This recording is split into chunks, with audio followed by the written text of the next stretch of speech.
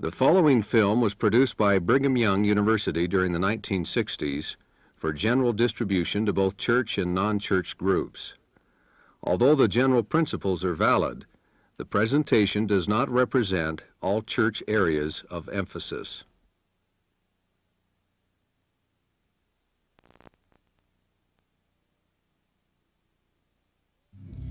Are you the one for me? How can I ever know? Will there forever be this moment's magical? Are you the one for me? I wish I knew.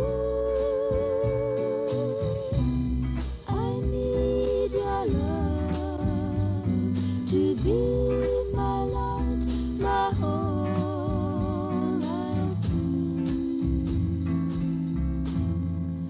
I wish I knew.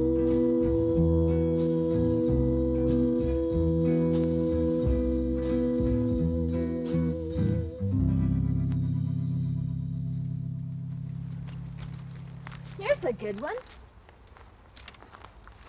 Okay, that should do it. Hey, you know, I'd better get you back. They'll think I've abducted you. Oh, would you? Try me. I think we'd better get back. Come on.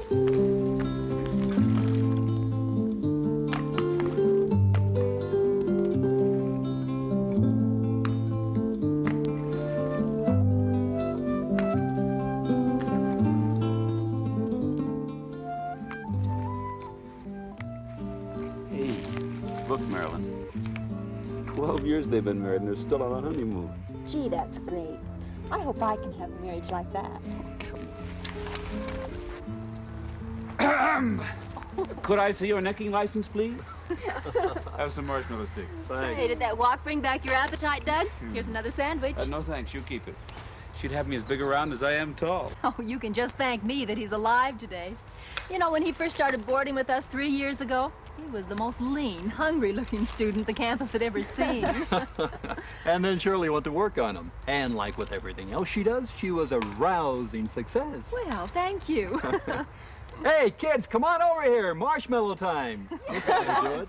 I knew that would Hey, work. one for each of you. There Look, you how go. about some for you? Thank you. Hey, how about us? Well, here you go. Gee, this is fun. Thanks a lot for inviting us. Glad you could come. We sort of like to demonstrate the joy of family life as often as possible. You sure do a good job of that. Doug never stops talking about you two. Well, he couldn't have a better example than Michael. Mama, my marshmallow's on fire. Oh, well, and I hereby present him with a marshmallow. Speech! Thank you, thank you.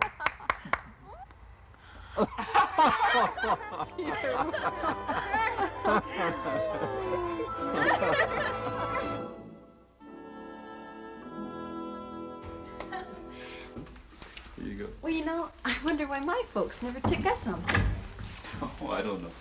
And the way you describe them, they don't sound much like picnic people to me. What do you mean? Well, honey, a picnic's a pretty conventional thing. Your folks aren't. Doug, that isn't fair. Look, honey, it's nothing against your parents. It's just that they're different. Different from what? From my folks, for one thing. Your folks isn't everybody. Oh, now what do you mean? Your father sounds like the closest thing I've ever heard of to Queen Victoria. Come on, how did we get on this? Why, you're attacking my parents. Excuse me. I meant to attack their daughter. Nah! Oh, Doug. Queen Victoria didn't teach you much. Not a thing. Oh, wonderful. What's wonderful? Thinking of Doug, Esther, I really think this is it. You know what I think? We're gonna be late for work if you don't get a move on. Hey, as of last night, I got it all figured out. What figured out? My marriage, Wyatt died. Oh. I'm sort of performing an autopsy in this marriage class I'm taking. Yeah. Well, I know now how good marriage can be, and I want to be ready for her when the chance comes again. I've been batting my brains to figure out what I did that was wrong, what he did that was wrong, what that driver did that was wrong. But when it comes right down to it, it's this. We just should never have gotten married in the first place. Oh? It was no good. It was just a lousy match. Of course, we were kids then. We didn't know what marriage was all about. But now at least I'm more mature. I think I'll be better able to judge. Well, weren't you in love with Bill? Love? Sure. If you mean, did he turn me on? Wow. But let me tell you something, sweetheart. Contrary to popular opinion, once the marriage knot is tied, making love is not your only occupation. But could you have known all this beforehand? All these differences? Sure, if I'd been smart. For instance, we went to visit his parents. They didn't like me, and I didn't like them. Felt out of place, huh? Like a pork chop in a synagogue. Gee, Doug and I haven't even met each other's folks yet. So far, we're neither one too impressed. And friends. That's another thing that bugged us. I didn't like his, and he couldn't stand mine. In fact, we never agreed on anything important. I guess the only thing we had going for us was sex. And even that can get to be pretty unsatisfying if nothing else is right. Well, just don't make the same mistake the second time. Right. And don't you make it the first time. Don't worry, Mama. Hey, how about this for the dance tomorrow night? Cute. The one for me. How can I ever know? Will there forever be this moment's magical? Are you the one for me? I wish I knew.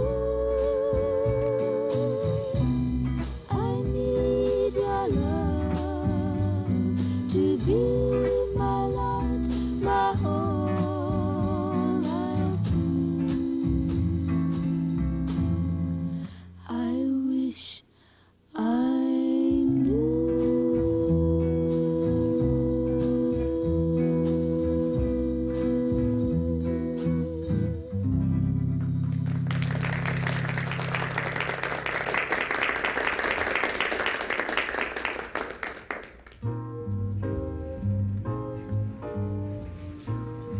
Thank you. Say, that's a beautiful dress. Do you like it? It's nice. You know, it's going to take some rich man to keep you in the style to which you're becoming accustomed. It's working in that dress shop. I see something and I just can't resist it. Put yourself on a budget. Budget? How boring. You may have to someday. I'll think about it tomorrow. Hey, there's real butter in this frosting. Margarine. No bakeries these days use butter. Well, Doug, there are some people who take pride in their work, who like to put out a good product. Not in the business world. You get as much as you can for the least effort. Doug, What's the matter? I'm just wondering how it would be to have a cynic for a husband. No more challenging than to marry a Pollyanna. Someone who's naive and gullible. But what about children, Doug? Don't they need to grow up feeling secure, knowing the world's a safe place? Is it safe? Of course it is. Okay. Hey, speaking of children, I promised Shirley I'd take the kids off her hands tomorrow. She's got a club meeting. How about you and I taking them to the zoo? Sure. I love the zoo.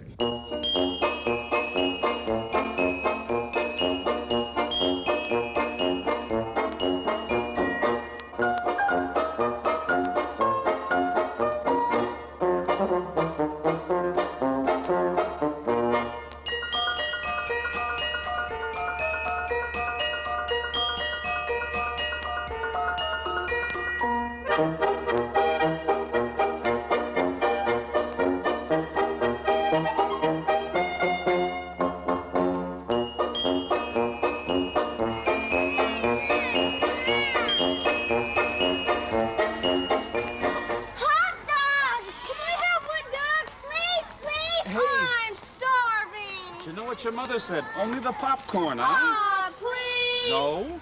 Oh, come on, Doug. I'll buy the hot dogs for them. Well, look, honey, I told Shirley I'd do what she said. Now, the kids have eaten nothing but junk all day.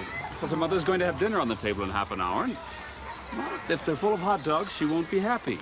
Weren't you ever a child, Doug?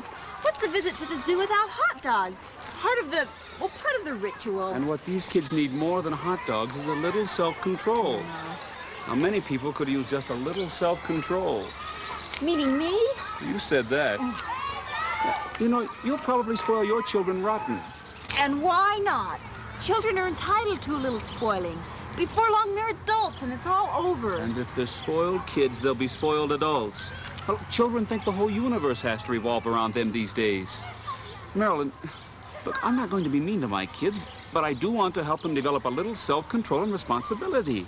Now, can't you see that? Oh, I don't see what all this has to do with having a hot dog at the zoo. I think you're mean. Come on, kids. Hi, kids. You have a good time? Yeah, boy, was it fun. Good. Dad and Marilyn had a fight. Marcia. Tattletale. Go on now, you two. Get washed up. Did you and Shirley ever disagree on much before you got married? Nothing important. We sort of took our time and got to know each other pretty thoroughly. Well, there was the time I wanted to dye my hair, and Michael about had a fit. Did you do it? No, it was a struggle, but he finally convinced me I was gorgeous, just the way I was. You have to think alike on the essentials. And then with the minor things, you have to be able to give and take. Are you and Marilyn having troubles, Doug? Sort of. For instance... What if we had children and didn't agree on how to raise them? He believes in spanking, and I don't. They'd grow up neurotic. Don't we all? And you know what else? Sometimes I think we just look at life differently. He thinks I'm gullible, and, well, sometimes I think he's a little bit cynical. Marilyn, why don't you come with me tonight? Where? My marriage class. This is exactly what we're talking about.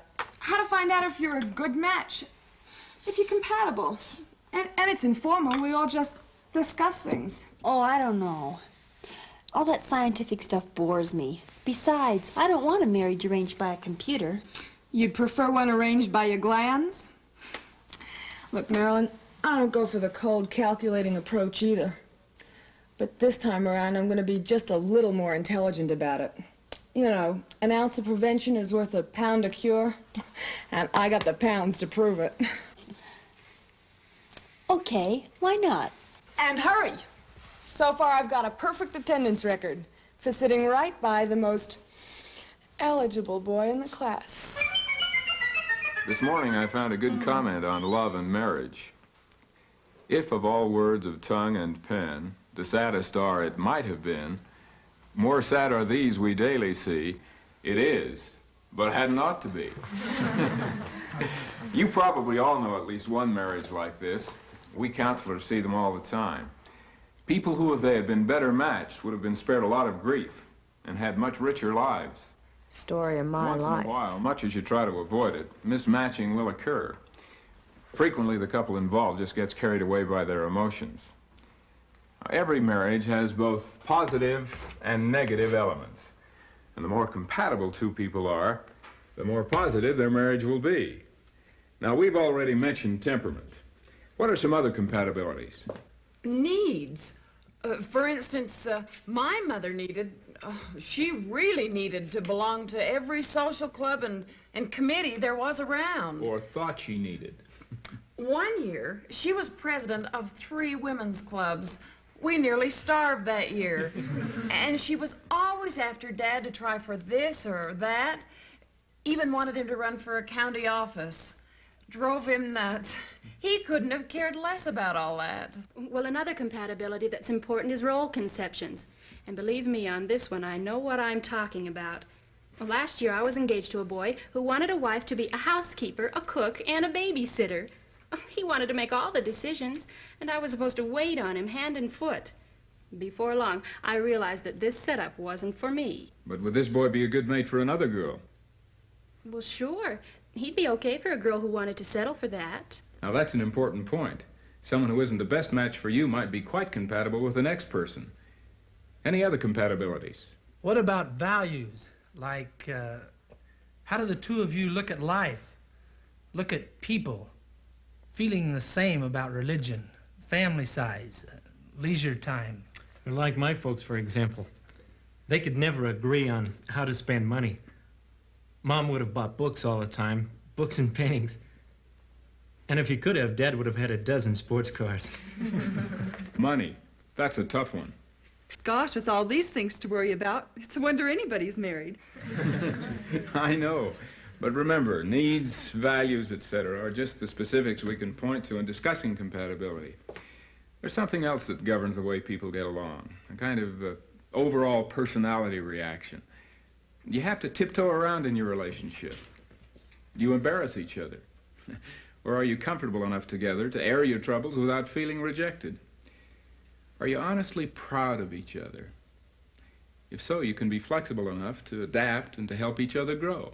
So, how do you get answers to all these things? Run your date through an IBM machine? Not your date, just your data. As a matter of fact, there are some things you can do to get to know your prospective mate better. Things we too often ignore. First of all, do different things on dates. Try out each other's hobbies.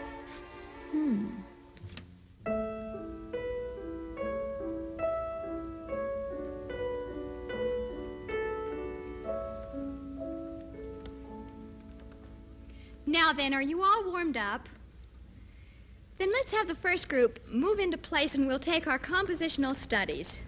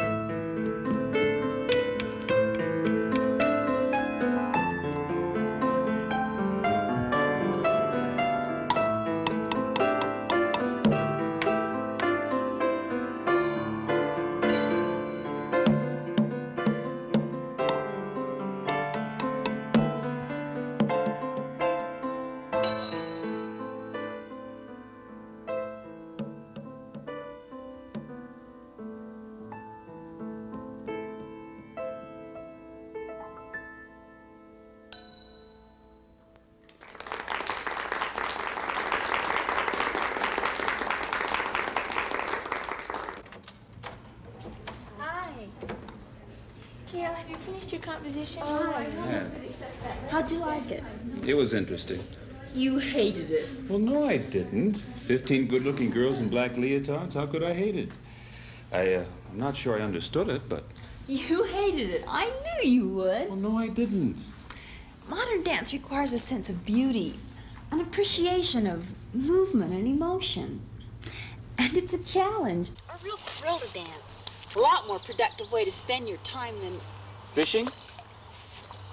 You hate it. I knew you would. I don't hate it. It's just boring. Dancing is relaxing and creative at the same time. Besides, I want to teach it someday. I thought you wanted to get married someday. Of course I do.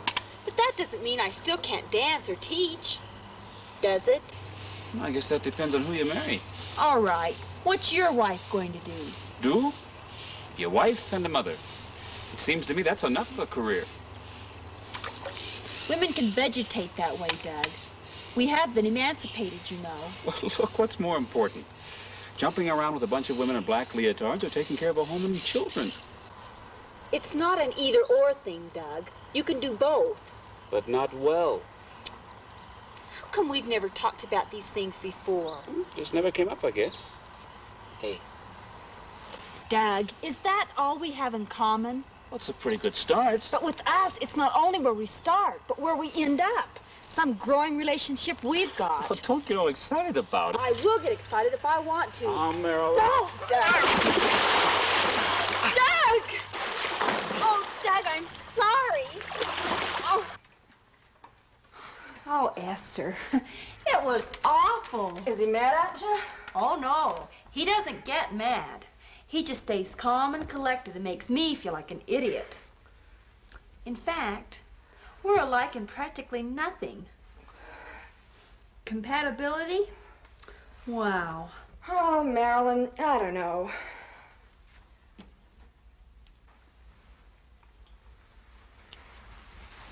This is gonna sound pretty square, but maybe it's better to find out now than later, huh?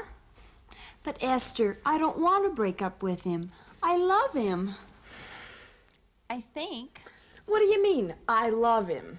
Sure, you melt when you're in his arms, but what else? One day, he'll be a 70-year-old man. What will you two be sharing then? Look, breaking up's no fun. But it's a picnic compared to doing it after marriage. But maybe he'll change, Esther, or maybe I will. He could decide it's not so bad for women to work a little outside the home.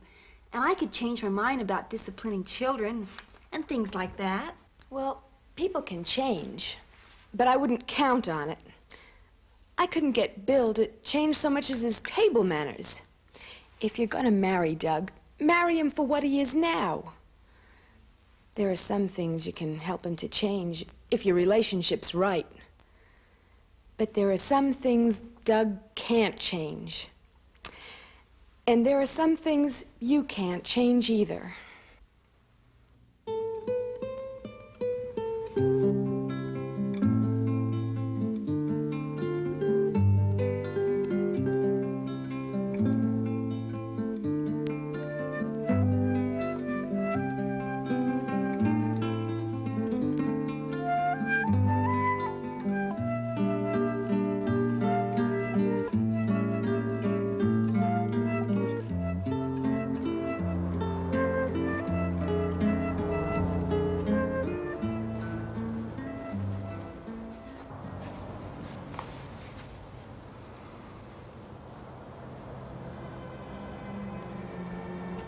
Marilyn, I think maybe we hadn't better see each other for a while anyway. I know. We don't seem to be making it, do we? No. I like you a lot, Doug. I guess we're just not terribly compatible. Yeah. Yeah, I've been thinking about it.